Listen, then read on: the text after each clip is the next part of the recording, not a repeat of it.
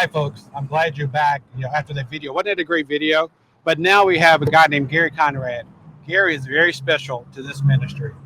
Gary is a retired, long-time Wheeler Mission employee, and now he volunteers at the same place where he used to get his paycheck from, which is the Shelter for Men, what we call the SFM. Gary, thanks for coming. I appreciate it, brother. It's just great to be here, Perry. I just enjoy this whole concept. I like the fact that people get to know the man who has his reins on the ship here. Just appreciate what you're doing. But I had a couple questions. Absolutely. And just really wanted to find out. I'm still volunteering. Yeah. I'm very much involved in wanting to know how this thing is moving forward and how Wheeler's going. I believed very strongly in our former CEO, and he was here 33 years, Gary. 33 years. And seeing how he brought this ministry to where it is, and to have handpicked you with a national search, and we come back right to I was you. right down the hall, John. You were Gary, right down the hall. You were down the hall, and what makes that special is that I trusted his leadership, and I trust his choices.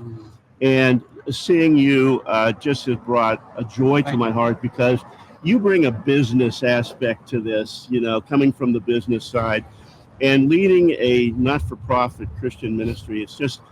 I'm just really wondering, first of all, how things are going. What's the public perception right now of what's happening with homelessness? What's the vibe that you're getting in terms of reaching out to the community and finding out what people are thinking and the support mechanism of how can we begin to draw them in? Yeah. Well, I've been here about 2.5 years. I succeeded Rick, our long-term CEO, on March the 23rd, I believe it was, 2023. So a couple years after the pandemic, and it's been a wild ride so far, right? Mm-hmm. So since I'm the first non-pastor in Wheeler's 132-year history, we'll be 132 years old next Tuesday. October 13th, 132 years we've been in this community. In the last 10 years, we've been in the Bloomington community. But it's just been a tremendous reception. I've been here at the CEO's job 2.5 years, but I've been here at Wheeler in general about 4 years. And one of the things that God has blessed Wheeler with, Gary, is a great name, great reputation over the years. And all those other CEOs that have come before me have really laid the groundwork. God prepares his people. God prepares the land before there is a new leader who has to come on board. Mm-hmm. And so after 33 years, the organization and Rick wanted to retire, so it was time for a new leader. One of the things that I really have seen in the community is people want to try to solve the issue, but nobody. Sometimes it feels so big, overwhelming, that nobody really knows how to start to tackle it. And as well as I do, there's not one answer. There's not one silver bullet that's going to help us with the challenge of homelessness. But what it is a multiplicity of things that we have to do and address. And the key is how we address it. If we recognize it, that needs to be addressed, and if we can address it, and we can bring all it to bear, Gary, in our fight. This is a fight. It's a battle. Yeah, this for is a sure. battle each and every day of what we do. Last night we saw about 720 people, right? Men, women, and children last night. And so that's pretty much on average what we see, every night, 365 days a year. That's a nightly average for us. And so one of the things that I'm seeing, and I think the first part of your question was about a vision, kind of where you think Wheeler's going. Times are changing. There's a lot of pressures. We got financial pressures, we got cultural pressures. There's just so many things happening in our society at the same time, and we're having to navigate and deal with those things. And because of those, one of the things that I've got a great group of executives who are here guiding me and helping me and assisting me at the executive table upstairs on the 3rd floor. One of the things we're trying to chart is a new Wheeler, right? We're still the same Wheeler, but we're adapting and changing to the times and realizing that we've got to do some things differently. And one of the things that we're really taking a real hard look at, maybe got a couple pilots out there, is this issue of the lack of affordable housing in our community. We do a good job on the emergency shelter side, the food and the clothing and emergency care. But one of the things that we have really not grasped or worked on is what happens on the back end. So we're good on the front end, and we have programs to move them through the system, help them get off drugs and alcohol, deal with depression, all kinds of issues that they deal with.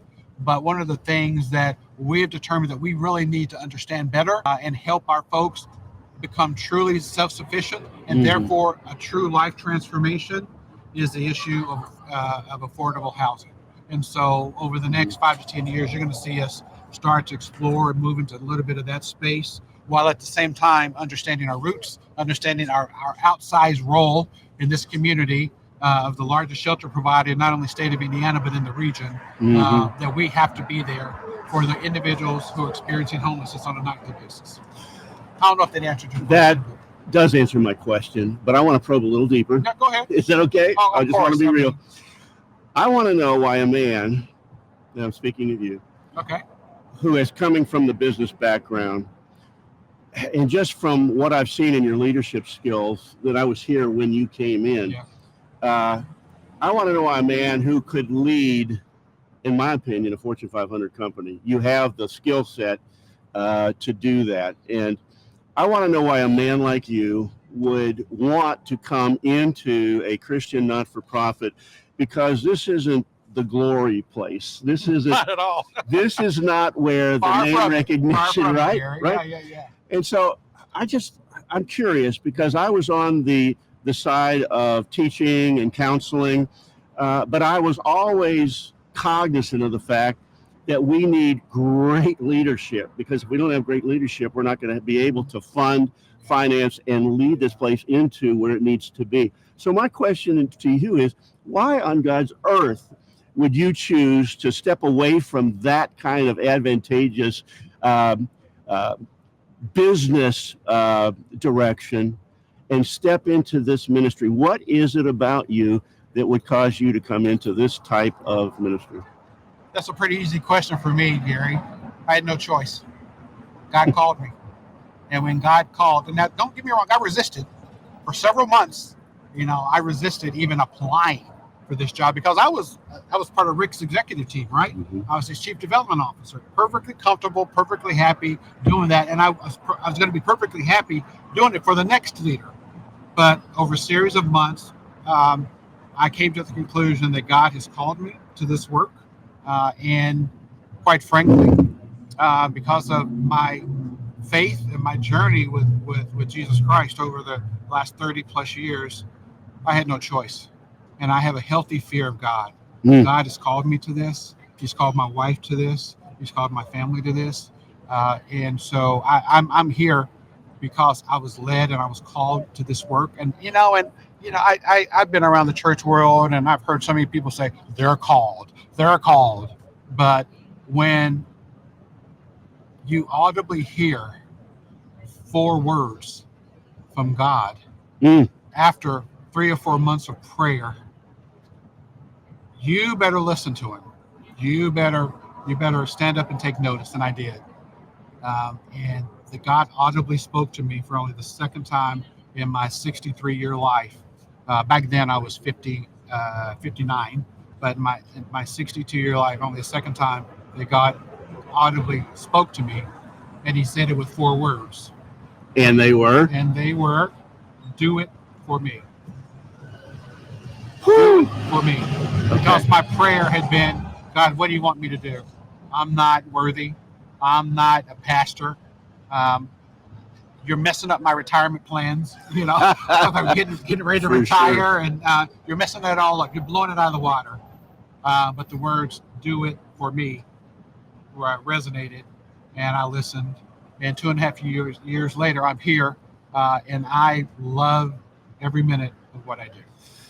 That's exactly the kind of answer that I wanted to hear, because, for whatever reasons, men do this and come in. This is front row battlefield ministry, caring about other people rather than advancement ourselves. leading a ministry that has a great history, but you can't live on a great history. You have to bring it into, like you were talking about, the current, what is God saying now? And I don't, there's something about you, brother. I see it in you. I see it in your attitude, the way you just spoke about that, because it's not just a religious experience we're trying to have. It's a reality that there is a God. He cares about humanity. But if God's people don't do anything about that, then we depend on government. We depend on outside influence where we should be taking the helm. And here's the man of God that comes in, and Well, you're doing that. I can tell you must be a man of after James's own heart, James of the New Testament, right? Faith, and works. Yes. You sound like you are talking about the works part, right? That's you got to have exactly the faith, but you also got to have the works, right? So it sounds like you really like a man after James's own heart. I like to see reality in people. I like to see people that talk the talk, walk the walk. There's got to be a heart behind the leadership. And if you don't have a heart that leads, you don't have a heart that has a vision and a trust that there's something greater than you that's steering this boat. And I see that in you. And it's kind of mind-blowing to me that someone of your stature would take this mission on, the mission of the mission. And that's to see that there are elements of society that just, for whatever reason, they're down, they're busted up, they're broken. They can be angry, they can be frustrating, it could be mental health issues, it could be addiction issues, it could be veterans services issues. And to have a ministry like this in Indianapolis, I think, is proof that Christians care and that we're willing to do something about that, not just talk the talk, but actually walk the walk. So where do you see... Okay, that's enough about me. So okay, that's enough. About me. But I want to make sure that I understand from you, because you're a dedicated volunteer, Gary, and you had so many years. How many years were you with us? 10 years. 10 years. You had 10 years of experience here, working in the trenches there at the SFM. I want to hear from you. What is the one thing we can do to help with this situation? If you were king for a day, you waved your magic wand, tell me what you would do. And I'm listening. I'm all ears. Awareness. Okay. Being able to listen to the pulse of the people in your ministry, in this ministry, that are feeding, they're serving the food, they're teaching, they're in program development, they're in jobs where it's rubber hits the road. Foot soldiers. I was a foot soldier, and I know I'm a foot soldier. I know I'm not called to be a CEO, but I need that leadership. And so for me, it's listening to what the people in the ministry are saying. Okay. It's beginning to pray towards factoring that into the overall development of the mission, because it's a powerful tool when leaders care about followers, whether it's a paid position or it's a voluntary position. I believe in this ministry. I don't say this. I kind of do too. I kind of like it. I'm donating money now to you, and I hadn't done that before. Thank you so much. I hadn't, and I am volunteering because I know that it's making a difference.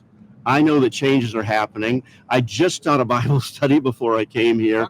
And one of the guys who has had years and years of dealing with anger control, in and out of prison, drugs, he is now finding stability. And it's just seeing that in the eyes of people. We talk, we minister, we give food, we do this. But when somebody actually catches the reality that there's more than just food here. There's more than just shelter here. There can be life change, but it has to happen outside of ourselves, and that's where God comes in. So and that's why I'm here. Awareness and listening is what you're telling me. I think that's what you're telling me. You have a way of discerning exactly what we're talking about. That's why you do. You just spoke for 3 minutes, and I can sum it up 2 words. Awareness, 2 words. awareness and listening, right? So Exactly I right. appreciate that. Appreciate that. Yeah. So before you go, tell me one common misperception you think the community people have their different opinions about homelessness and individuals experiencing homelessness, but what is the one thing what is one big misconception that you think I can work to try to alleviate or dispel, with the various groups of people out there that will help people understand and become more aware of the issues and the challenges, facing people who are experiencing homelessness? That is a fantastic question, and I've thought about this a lot. The idea is the public has a one size fits all perception of people that get into homelessness. That it's just the guy who's the addict and he's brought it on himself, Yep. and he needs to pay the price. And we don't understand that it's not just a one size fits all. You have a woman with kids, and she, her husband's in prison, or she gets booted out of the house, or she's been abused. She doesn't have a clue what to do. Maybe she hasn't had that experience before, and where do you go?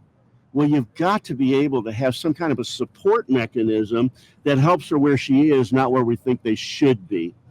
So the addicts, the veterans that are on the street, the women, single women, the men with the kids, just all for all reasons why this place exists, help people to understand that there is more to being homeless than just being, I don't give a flip, and I just don't care about anybody. I'm glad you said flip.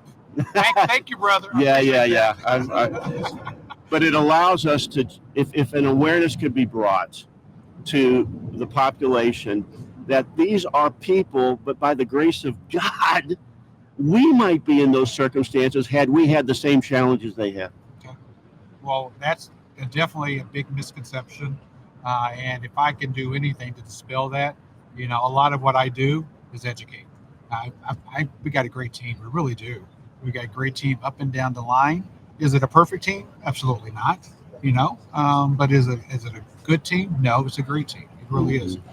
Because I believe God has really called each and every one of them for their specific roles at this time in this place with their specific talents. And so I really appreciate that. So, I'm glad you're here, Gary. Thank you so much, and thank you for being a donor.